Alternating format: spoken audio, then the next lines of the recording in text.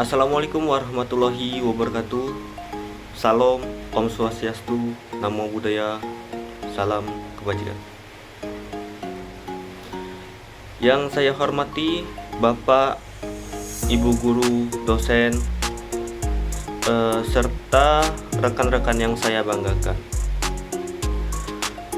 Puji dan syukur marilah kita panjatkan kehadiran Allah SWT, Tuhan Yang Maha Esa, karena atas rahmat dan karunia-Nya kita diberikan kesempatan untuk menyaksikan video yang saya upload saat ini.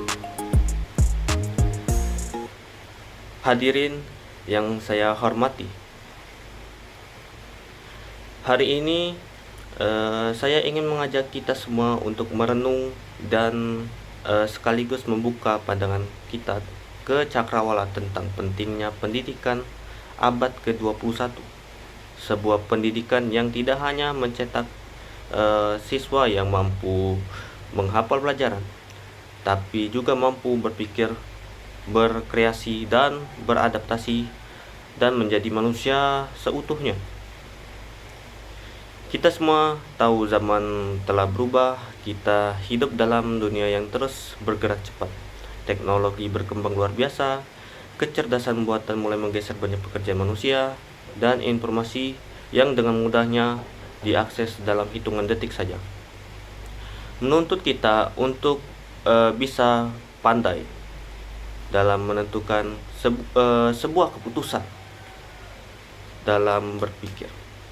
Lalu seperti apa pendidikan yang dibutuhkan pada abad ke-21 ini? Hadirin sekalian, pendidikan abad ke-21 memiliki ciri yang sangat berbeda dengan pendidikan di masa lalu.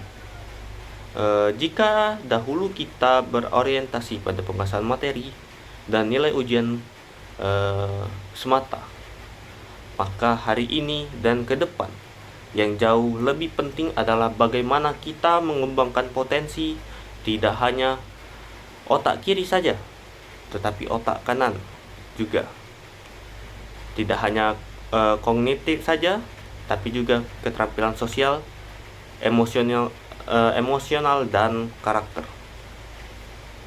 Ada 4 kemampuan utama yang dikenal sebagai 4C, yaitu critical thinking, yaitu kemampuan berpikir kritis dan memecahkan masalah.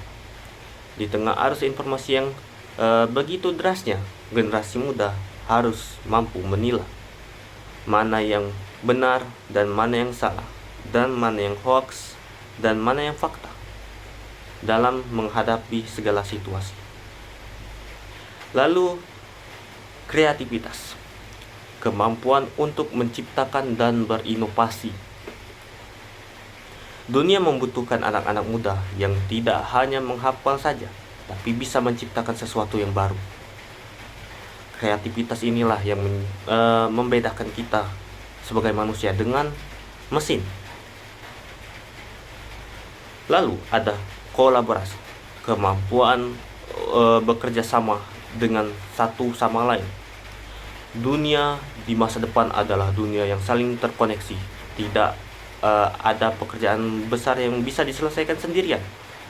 Anak-anak kita juga harus belajar bekerja dalam tim dan saling menghargai dan saling menolong satu sama lain dalam membangun strategi.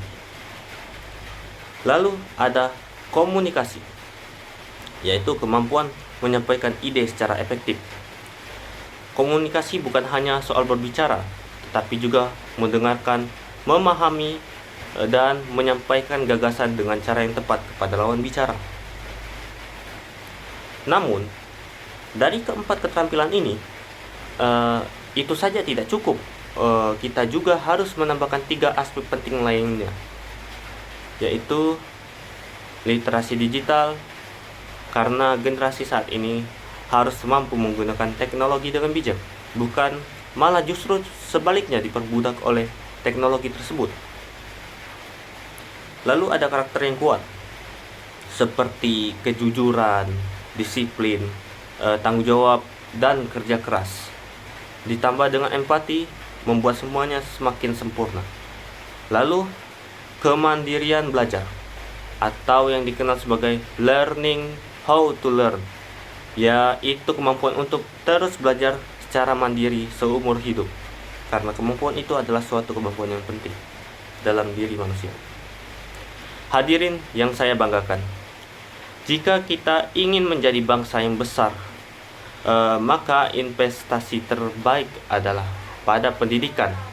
Karena bangsa yang besar bukan hanya ditentukan oleh kekayaan sumber daya alamnya, tetapi kualitas manusia yang dimilikinya, dan kualitas manusia terbentuk dari kualitas pendidiknya. Pertanyaan yang sekarang adalah, sudahkah pendidik kita menjawab tantangan zaman ini? Kita masih menghadapi banyak tantangan. Akses pendidikan yang belum merata, kualitas guru yang masih perlu ditingkatkan, kurikulum yang kadang belum kontekstual, hingga kebiasaan belajar siswa yang masih didominasi oleh hafalan. Padahal dunia di luar sana sudah bergerak jauh. Anak-anak harus kita siapkan bukan hanya untuk masa kini, tetapi untuk masa depan yang kita bahkan belum tahu wujudnya bagaimana. Oleh karena itu, transformasi pendidikan adalah sebuah keniscayaan. Sekolah harus menjadi tempat yang menyenangkan, yang merangsang kreativitas, memberi ruang untuk berpikir, bertanya, mencoba, dan bahkan gagal. Guru harus berani berubah menjadi fasilitator pembelajaran, bukan hanya memberi tugas.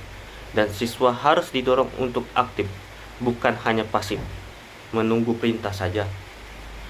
Lalu, peran keluarga juga sangat penting. Pendidikan tidak hanya terjadi di ruang kelas. Orang tua adalah guru pertama dan utama bagi anak-anaknya. Nilai-nilai karakter, empati, integritas, semuanya berawal dari rumah. Dan tentu peran masyarakat juga tak kalah penting. Dunia pendidikan tidak bisa berjalan sendiri. Diperlukan kolaborasi antara sekolah, keluarga, pemerintah, dunia usaha, dan masyarakat luas untuk menciptakan ekosistem pendidikan yang sehat dan adaptif dan berdaya saing tinggi. Hadirin yang saya hormati, kita hidup di zaman yang disebut sebagai VUCA world, yaitu berubah cepat, tidak pasti, rumit, dan tidak jelas. Hanya mereka yang bisa belajar cepat, berpikir kritis, berinovasi, dan bekerja sama yang mampu bertahan dan menang. Karena itu, mari kita ubah cara pandang kita terhadap pendidikan.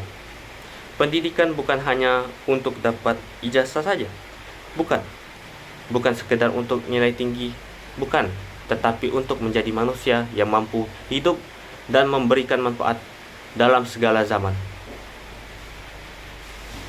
Bayangkan jika setiap anak Indonesia mendapatkan pendidikan yang baik, yang relevan, dan yang membentuk karakter kuat, maka kita tidak hanya mencetak pekerja, tetapi mencetak pemimpin, pencipta lapangan kerja, inovator, dan pejuang masa depan.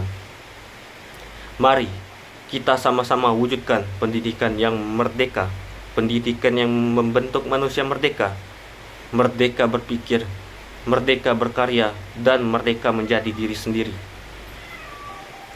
Hadirin yang saya banggakan,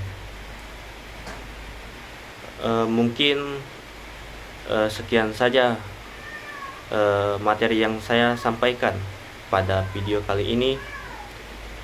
Semoga apa yang telah saya sampaikan bisa menjadi bahan renungan untuk kita semua, dan bisa memberi teladan di tengah kita membangun semangat dan memberi dorongan, ya seperti yang dikatakan oleh Ki Hajar Dewantara. Semoga semangat ini terus hidup dalam setiap guru, orang tua, dan semua pihak yang peduli terhadap pendidikan Indonesia. Mari kita songsong masa depan dengan pendidikan yang berani berubah, berani bermimpi, dan berani menciptakan generasi hebat untuk negeri ini dan untuk bangsa ini. Mungkin sekian.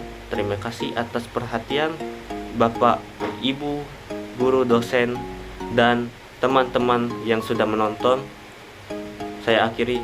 Wassalamualaikum warahmatullahi wabarakatuh. Salam pendidikan.